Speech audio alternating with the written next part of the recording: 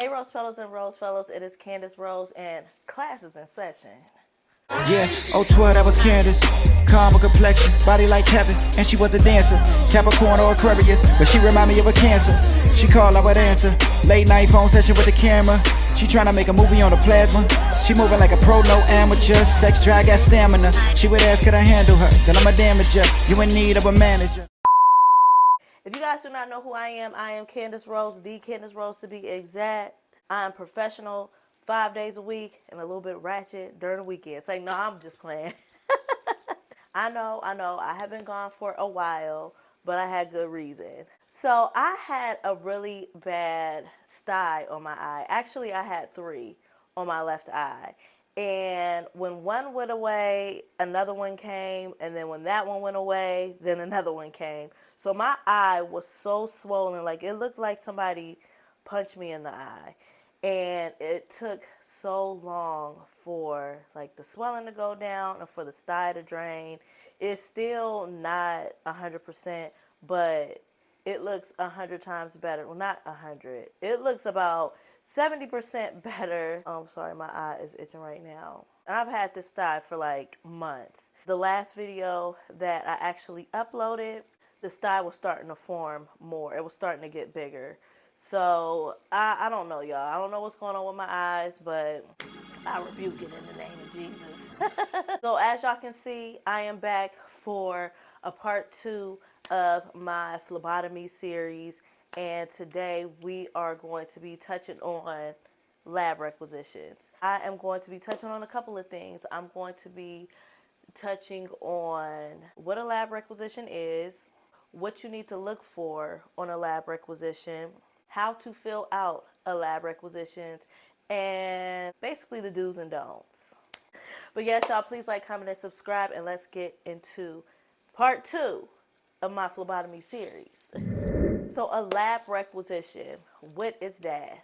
A lab requisition is, first of all, it is a piece of paperwork that you need before you draw anybody's blood. Before you do anybody's blood work, you need this piece of paper. It can be a handwritten rec. It could be in the form of a doctor's script, depending on where you work at, or it could be a online rec, or a rec that you do online on the computer. A lab requisition, it is basically a combination of patient registration information, billing / insurance information, the provider order of confirmation of testing, and last but not least, the blood test itself. So the purpose of a lab requisition is the main communication between the provider and the lab. Based off the results of the lab requisition, it helps diagnose a patient, it helps with the treatment of a patient, and it also adjusts or discontinue medication that the patient is currently on or needs to be on. So not only is a lab requisition the main communication between the provider and the lab, but it also covers the phlebotomist as well. So if I cover the phlebotomist or just cover the facility that the patient is in at the moment. So let me give you a prime example. If there is a patient who is nonverbal, they're nonverbal for whatever reason. A phlebotomist might come in, draw the patient in their left hand. For some unforeseen reason, the patient may take their bandage off, or it just comes off at any given point throughout the day. A good STNA or a good medical provider or a good nurse will come in, see the patient's left hand, and ask a question or raise a question as to why the patient has a bruise on their left hand. If they can dial it back, if they can trace everything back, the lab requisition will show that the phlebotomist had drew labs out of the patient's left hand, causing a bruise. Now, bruises in phlebotomy or getting your blood drawn is very, very, very common. So it's nothing to It's really nothing to raise a concern about, but you definitely do have to take care of that bruise as well. We'll discuss that in a later video. It will save the nurse a ton of trees and a ton of paperwork that they have to fill out for an incident report. The bruise was like a medical induced bruise. It wasn't because of a fall, it wasn't because of trauma of any kind caused by the patient or caused by staff. Does that make sense? I hope this is clear.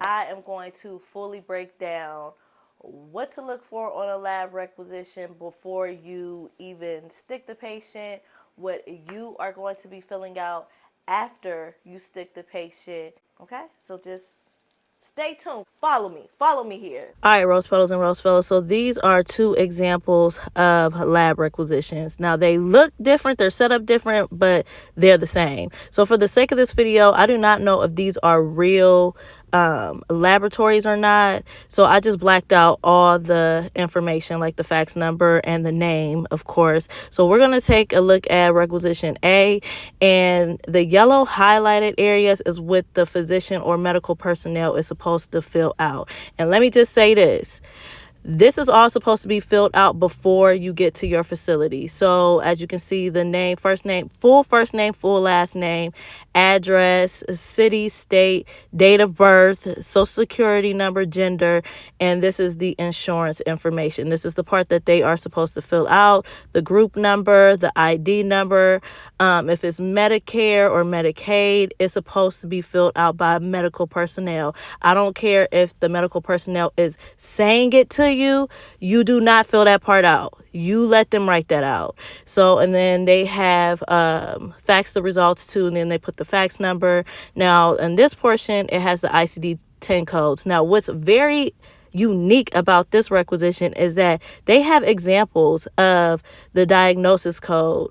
And a lot of requisitions, I've been doing this for almost 16 years, a lot of requisitions do not have this. This is so rare. So this is kind of like spoiling the medical personnel. So that's pretty cool. So when you get to this big portion of the lab requisition, these are actually the blood test. And like I said, this is what they're supposed to be marking, or so they can check it, they can mark it, they can underline it, whatever, but they have to do that. And then they have the physician's signature and the date. Now in the orange part, this is our portion that we fill out. So we have the data collection, the time that it was collected, and if the patient was fasting. I forgot to highlight that part. And if you look at the test, you see where it says SST, SST, SST, SST, SST, all the way down. And then it has like a PL. And then I think you're going to see so they have a UC and they have a L somewhere. So if you go to the bottom of the rec, it has a specimen type key. So this is, I don't know if this is a real laboratory or not, but they helping out the medical personnel and the phlebotomist. So the SST is a serum separator. So it tells you what tube goes for what test. So that's pretty cool. So let's take a look at requisition B. So let's take a look at this box right here. So where it says UPIN and NPI number, that is the provider's number. That is a special number that the provider gets when they graduate from med school. It just tells who they are. So as you can see, it says the fax number, the phone number, ICD-10 codes. That one didn't have any cheat codes for the ICD-10. So this is the patient's information. You mark if they're male or female, date of birth, first name, last name. If they're fasting or not. And I think it's a spot somewhere where you put their medical information. I think that's where I don't know. This one is kind of weird, different to me. So when you get to the body of the requisition, this is broken down into classes. So it has like urines, hematology, chemistries. They have it all right there as well. This one does not give you like a little cheat code of where the what tubes the test go in. Now in this big yellow part, I like this part. It is for, the orange part. This is for the phlebotomist. So it says the draw site, where you stuck them at, how many times did you stick them, if you were able to obtain it or not. And if you weren't, it has a box, yes or no. Did the physician, was the physician or nurse notified? And then it has like the SSTs, the lavenders. How many did you draw? So if you drew 2 SSTs, then you put 2. If you drew 2 lavenders, you put 2, so on and so forth. So this is the part that the phlebotomist fills out. Like I said, the orange part is the phlebotomy fill out. The yellow part is what the medical physician is supposed to fill out. Medical personnel fills out their part before you get to the facility. You fill out your part after you draw the patient. I know, y'all, I switched it up real quick. And now that the neighbor is done blasting her music and I won't get a copyright strike, let's get into the do's and the don'ts when it comes to this golden paperwork right here. So it's not a lot of do's and don'ts when it comes to requisitions, but they are very important. Let's get into the don'ts. Don't number 1, don't ever draw without one of these. Don't ever draw without one of these. Don't ever draw without a draw list. Don't ever draw without a handwritten one of these.